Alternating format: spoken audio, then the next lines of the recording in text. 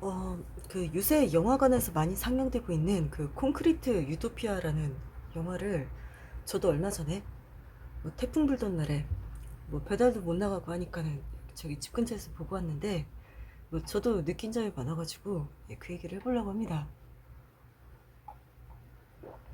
뭐 이거 감독하신 분이 그 어떤 인터뷰에서 보니까 뭐 이걸 보는 사람들이 저 상황에서 나라면 어땠을까라는 생각을 해보길 바란다는 식으로 말씀을 하시기도 했는데 예, 확실히 좀 그런 생각을 해보게 될 만한 구성으로 돼 있었던 것 같아요. 뭐 나라면 어땠을까 내지는 뭐 저 상황에서 저 사람들이 이렇게 저렇게 행동하는 게 맞는 건가 아닌가. 예, 좀 이런 생각을 많이 해보게 될 만하더라고요. 근데 그런 속에서 일단 제 경우에는 그 작중에 등장한 인물들 중에서는 이게 딱 나였어도 이랬을 것 같다 싶은 경우는 일단은 없었던 것 같기는 해요. 뭐 굳이 따지자면은 그 명화 같은 인물이 주장했던 그 다 같이 살아갈 방법을 찾아야 된다라는 쪽에 가깝기는 한데 뭐 그래도 조금 다르게 느껴졌던 게 그 제 경우에는 솔직히 이게 어렵긴 하지만 다른 사람들도 돕자라는 생각도 들지 않는 건 아니지만 뭐 그보다도 좀 오히려 생존자들을 좀 최대한 구해내고 보는 게 장기적으로 봤을 때는 뭔가 이 인류 전체를 존속할 수 있게 하는데 유리하지 않나 싶더라고요. 뭐 제가 그 유일하게 무너지지 않은 아파트의 주민이어도 그렇고 좀 아니어도 그런 생각이 들 것 같아요. 뭐 사실 그 작중의 그 상황 자체가 조금 말이 안 되기는 하죠. 예, 막 다 무너졌는데 하나만 서 있다는 것도 뭐 그렇거니와 만약에 하나만 서 있다고 하더라도 이게 언제 또 여진이 올지도 알 수 없는 거고 그리고 뭐 여진이 없더라도 뭐 주변에 다른 건물들이 다 무너졌으면 그렇잖아요. 뭐 일단 그 집안이 약해져 있을 테니까는 뭐 그러면은 뭐 뒤늦게라도 따라서 무너질 수 있겠죠. 뭐 저는 제가 그 아파트 주민이어도 솔직히 거기 남아있기 좀 불안하겠다는 생각이 들긴 하더라고요. 뭐 심지어 뭐 그 수도고 전기고 뭐 그런 거 다 끊긴 데다가 뭐 먹을 것도 얼마 안 가서 다 떨어질 거라 뭐 이래저래 밖으로 막 찾으러 돌아다닐 수밖에 없는데 뭐 상황이 그렇게 돼버리면은 뭐 이제 집이고 뭐고 뭐 네 집이고 내 집이고 뭐 그렇게 다 무슨 의미가 있겠어요. 좀뭐 상황이 그렇게 되면 뭐 일단은 뭐 살아남은 사람들 최대한 다 모아가지고 뭐 좀 안전할 가능성이 큰 그래도 좀 그러면 좀 평지 같은데 그런 데다가 자리를 잡고 그리고 뭐 건물 잔해들 잘 뒤져가지고 뭐 거기서 좀 쓸만한 물건들 뭐 모아가지고 모아갖고 나와서 뭐 텐트라든가 뭐 그런 거 잘 지어놓고서 지내고 뭐 그러는 게 더 낫지 않을까 싶은데 일단은 뭐 그러고 나서는 이제 그거죠 이제 막 집집마다 있었을 뭐 냉장고랑 뭐 부엌 찬장 뭐 그런 거 열심히 파내고 그리고 막 음식점들 있던 자리 그리고 막 마트랑 편의점 백화점 뭐 그런 거 있었던 자리 뭐 그런 데 열심히 뒤져가지고 뭐 먹을 것들 잘 찾아내고 뭐 그래야 되겠죠. 아 근데 그러게 되면 진짜 되게 착잡할 것 같아요. 왜 저도 좀 상상을 좀 해보고 그랬는데 뭐 그러면 그야말로 그거잖아요. 제가 막 배달 다니고 그럴 때는 막 픽업하고 전달하고 막 그랬던 곳들이 이제는 막 다 무너져가지고 그걸 막 파헤쳐야 되는 상황이 됐고 그러면은 아 여러분 상상하니까 좀 되게 심란하고 막 그러더라고요. 그러니까 너무 생각을 말아야지. 뭐 그래도 어쩌면은 이제 거기 있던 사람들 중 누군가 이렇게 살아남은 사람들이랑 마주칠 수는 있겠죠. 예, 그러면은 뭐 또 뭐 어쩌면 되게 반가울 수도 있고 예, 그런 경우도 있을 수 있겠어요. 그리고 이게 이 영화의 배경이 이게 한겨울이라는 설정인데 뭐 이게 살아남기에는 오히려 유리할 것 같더라고요. 이렇게 막 건물이 무너질 때 막 깔리고 그러지만 않는다면. 뭐 왜냐면은 이게 한겨울이면은 일단은 그 먹을 것들이 그 전기가 끊긴 상태에서도 한동안은 이제 금방 썩지 않고 보관이 되잖아요. 뭐 냉동 식품들은 물론이고 이게 냉동용이 아닌 것들도 어느 정도는. 뭐 그래서 사실 이게 작중에서 이 막 그런 장면들 이게 되게 아까워 보이기도 하더라고요. 막 벌써부터 통조림을 막 까먹고 있고 그러는 게 그래서 이게 뭐 겨울이 끝났을 때를 대비해서 그런 것들을 좀 보관을 잘 해야 될 것 같은데. 예. 그래서 뭐 아무튼 뭐 일단 그 실제 상황이면 그죠. 뭐 때마침 겨울이니까 이렇게 냉동식품들이랑 냉동형이 아니더라도 좀 냉동해서 보관이 가능한 것들, 그런 것들 먼저 먹으면서 뭐 그걸로 때우는 동안에 이제 장차 이렇게 농사를 지을 수 있도록 환경을 좀 먼저 닦아놓고, 뭐 그러다가 이제 봄이 되면은 막 농작물들 바리바리 재배하기 시작하고 뭐 그래야 되겠죠, 장기적으로 보면은. 그리고 또 그러기 위해서 생존자들이 최대한 많은 편이 좋은 거고요. 왜냐면은 뭐 그야 뭐 이게 뭐 그 작중에서는 그래요. 뭐 이렇게 뭔가 살아남기 위해서는 배척해야 된다라는 식으로 묘사가 되는데, 이게 실제 상황이라면 솔직히 그게 좀 말이 안 되겠다 싶었던 게, 뭐 소수만 살아있으면 솔직히 이게 뭐 나도 더 죽을 확률이 높지 않겠어요, 사실상. 그죠. 왜냐면 당장에 뭐 잔해 속에 파묻혀 있을 먹을 만한 것들 끄집어내는데도 그만큼 많은 인력이 필요한 거고, 또 제로 상태에서부터 뭐 이렇게 농사 짓고 일어서고 그러는데도 많은 인력이 필요한데, 뭐 게다가 이제는 그 다시 기계 같은 걸 만들어 쓸 수 있게 될 때까지도 시간이 한참 걸릴 거 아니에요. 뭐 게다가 그것도 그쪽에 또 전문 지식이 있는 사람이 안 살아있으면 불가능하게 돼버릴 수도 있는 거고, 뭐 그래서 일단 처음에는 다 사람의 맨손으로 다시 시작을 해야 되는 건데, 뭐 살아있는 사람의 수가 적으면 적을수록 그게 훨씬 더 힘들어지겠죠. 뭐 앞으로 또 계속 사람이 태어나게 하려면 그것도 일단 살아남은 사람이 있는 만큼 이렇게 더 태어나게 하는 것도 가능한 거니까. 뭐 그래서 저는 그죠. 뭐 차라리 없느니만 못한 정도의 아주 악질인 사람이 아닌 이상은 좀 최대한 살아서 좀 움직여주는 게 모든 인류를 위해서 이로울 것 같다는 생각이 들었습니다. 예. 그런 생각을 하면. 그래서 저는 일단 이런 생각이 드는 입장이다 보니까, 그죠. 아무래도 작중에서 그래도 좀 저랑 관점이 제일 가까운 그 명화 같은 인물이 조금 더 이런 얘기도 해줬으면 좋았겠다는 생각이 들어서 그런 점은 좀 아쉽기도 하고 뭐 그렇더라고요. 뭐 명화가 아니면은 뭐 그런 사람들도 있잖아요. 이렇게 명화가 마지막에 이렇게 살아남았을 때 이렇게 명화한테 이렇게 손 내밀어 줬던 사람들, 뭐 이제 뭐 그런 사람들이라도 좀 그런 지원 해줄 수도 있었을 것 같은데,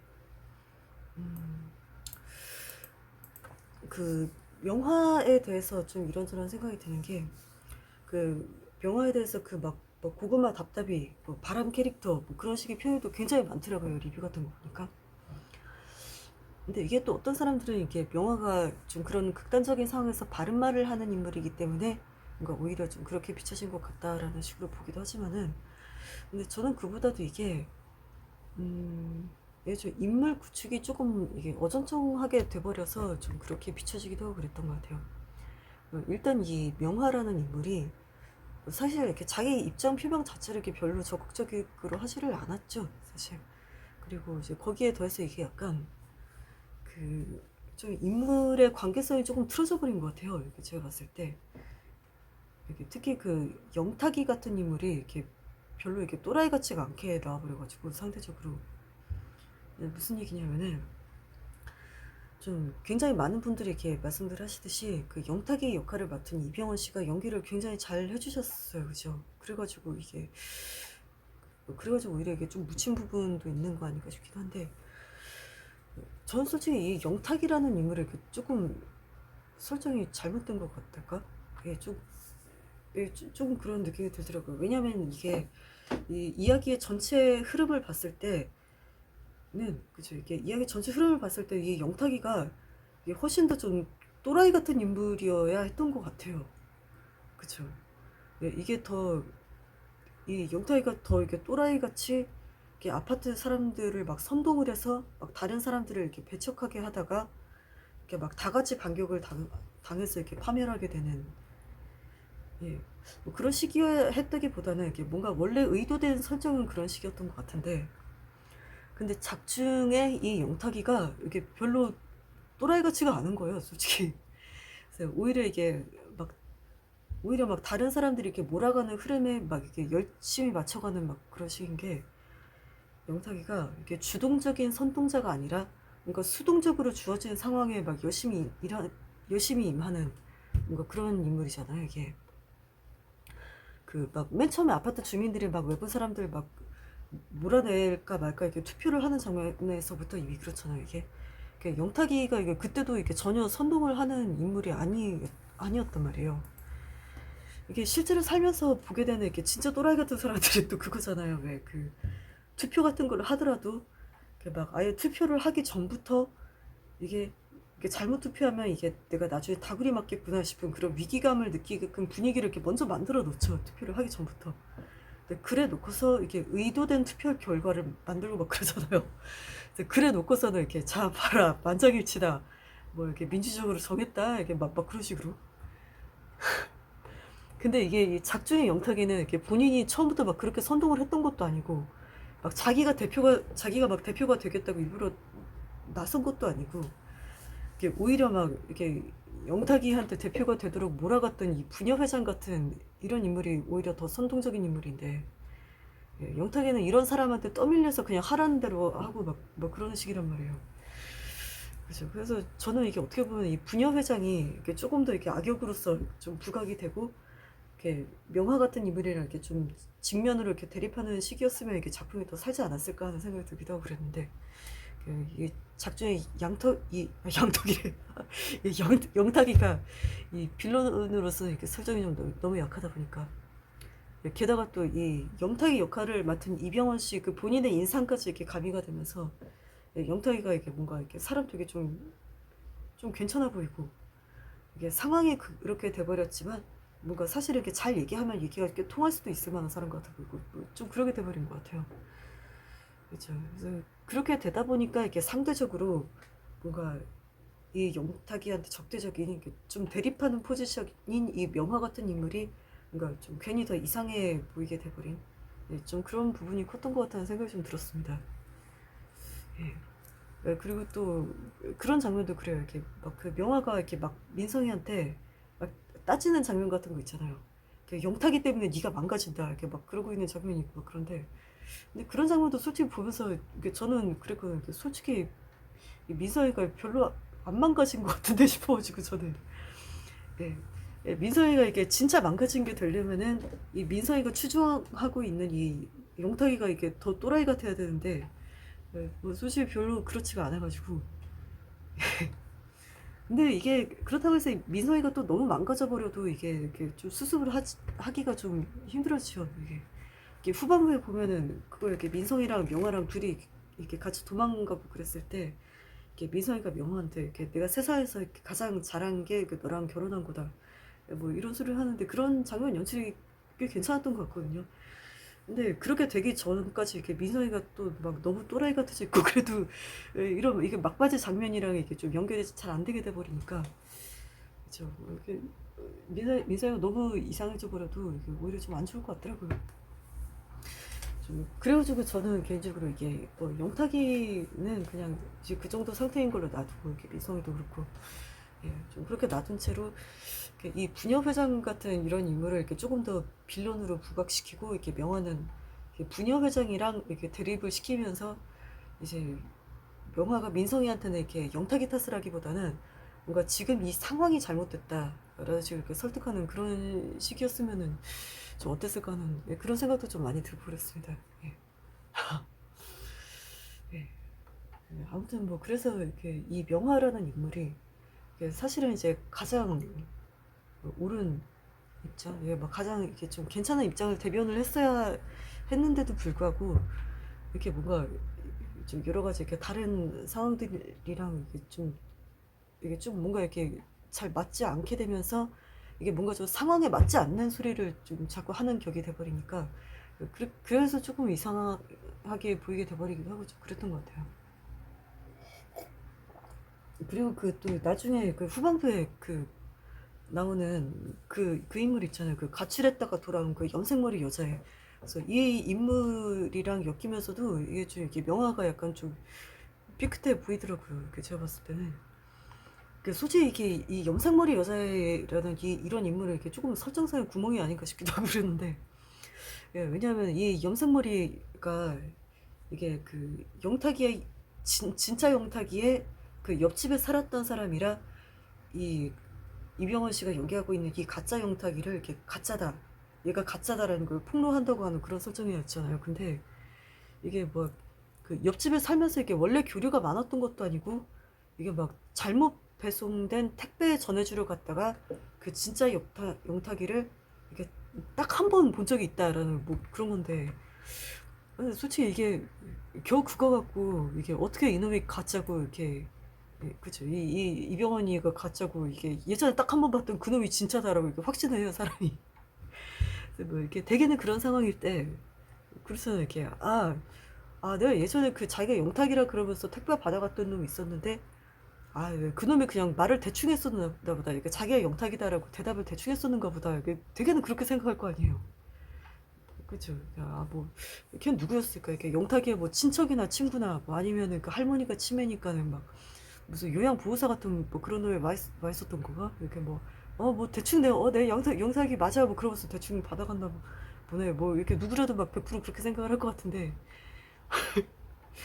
근데 좀 어색하더라고요. 그리고 뭐, 그죠. 이렇게 만약에 이 염색머리가 막 거기까지 생각을 못 하고서 막, 막 엄청 비약적으로 막, 이거 예전에 내가 봤던 그놈이 아니니까 이 영탁이 가짜다. 막 이렇게 주장을 한다고 하더라도, 이게 솔직히 그 상황 설명을 이렇게 들었을 때 그 명화는, 그냥 예전에 그놈이 대답을 대충 했을 것 같은데, 막 이렇게 생각을 할 것 같은 거예요. 그죠. 이게 실제 상황이면.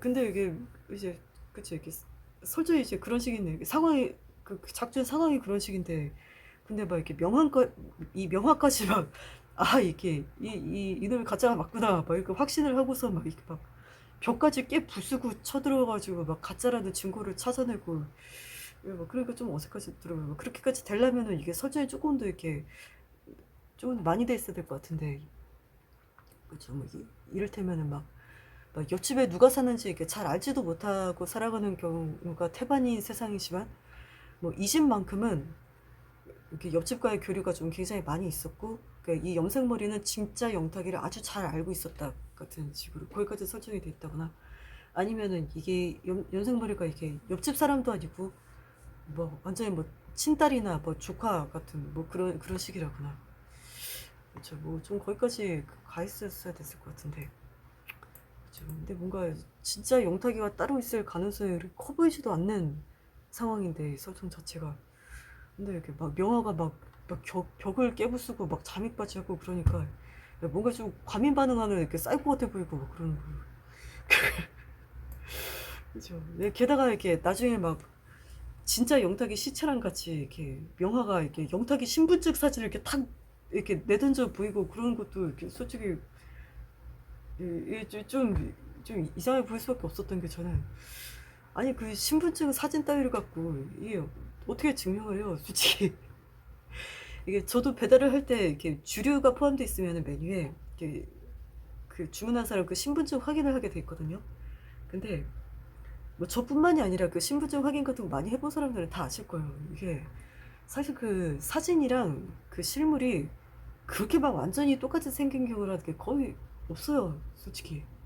뭐 대부분은 대충 뭐 그거지, 뭐 그냥 대충 뭐 비스무리한 것 같기도 하고 뭐 그냥 그 정도죠, 뭐 대부분. 예. 그러니까 그 뭐 이병헌 씨랑 그 진짜 영탁이 사진 정도, 뭐 그 정도 차이가 나는 건 보통이거든요, 제가 봤을 땐. 예. 그죠. 이게 저도 그래요. 이게 실제 상황에서는 저도 막 이렇게 신분증 확인하고 그럴 때, 예를 들면 이렇게 막 고객이 진짜 막 완전 산적같이 생겼는데 신분증 속에 그 사진은 막 완전 뭐 미소녀다, 이렇게 뭐 그런 식이어도, 이게 막 완전 막 미성년자만 아니면은 그냥 대충 이렇게 좀 이건 좀 쉽기는 해도 그냥 확인되셨고요, 맛있게 드세요, 그러고서 그냥 가거든요. 예, 그래서 뭐 좀 그런 뭔가 좀 여러 가지 요소들이 작용을 하면서 이 명화라는 인물이 뭔가 이렇게 좀 상황에 맞지 않는 행동을 굉장히 많이 하는 약간 엉뚱한 인물처럼 이렇게 약간 그런 인상을 조금 남기게 되었던 것 같아요. 예, 그게 좀 아쉬움이 좀 많이 남더라고요. 네, 하지만 사실은 정말 이 원래는 명화가 조금 더 제대로 주장을 해야 했던, 그러니까 다 같이 살아갈 방법을 모색해야 한다고 하는 게 제일 중요하게 하죠, 아무래도. 뭐 그런 거는 뭐 이 작중에 설정되어 있는 그런 극단적인 재난 상황에서뿐만이 아니라 지금 현재도 마찬가지라고 생각이 됩니다. 그렇죠. 뭐 지금 살만하다고 느끼는 사람들이라는 거는 그야말로 이 작중에 그 황궁 아파트 사람들 같은 그런 극소수 아니겠습니까 지금. 그렇죠. 하지만 뭐 다른 데가 다 무너져 있는데 그런 극소수만 살아있는 게 무슨 의미가 있어요. 이 콘크리트 유토피아를 제작하신 뭐 감독님도 뭐 그런 화두를 던지고 싶었던 것 같아요. 제가 봤을 때. 그렇죠. 뭐 그걸 위해서 이 재난 상황이라면 그걸 위해서 이런 재난 상황 같은 그런 설정을 그냥 깔아둔 거죠. 이 재난이라고 하는 쪽에 초점을 둔 게 아니라. 네. 저는 이 그 감독님의 이 전작 중에 이렇게 가려진 시간이라고 있거든요. 그래서 그 작품을 저는 별로 흥행을 하지는 않았던 걸로 알고 있는데 그거를 되게 인상 깊게 봤었어요. 제가 개인적으로. 그래서 솔직히 저는 이번 것보다도 좀 그 전작이 더 완성도 있게 좀 잘 만들어지긴 했던 것 같다는 생각도 들고 그러는데 좀 그래서 좀 이번 작품에 좀 그런 아쉬웠던 부분들이 뭔가 더 아쉽게 느껴지기도 하고 그런 부분도 있는 것 같습니다. 이게 뭐 전작을 워낙에 잘 만드셨기 때문에 좀 그렇게도 만들 수 있는 사람인데 싶은 생각이 들어가지고 뭐 그래도 아무튼 이번 것도 뭐 굉장히 잘 봤습니다. 저는 좀 현 사회에서 좀 중요한 의미로 좀 오래 기억됐으면 좋겠다고 생각을 해요. 이번에도 좋은 작품 만들어 주셔서 좀 감사한 마음으로 그렇게 생각하고 있습니다.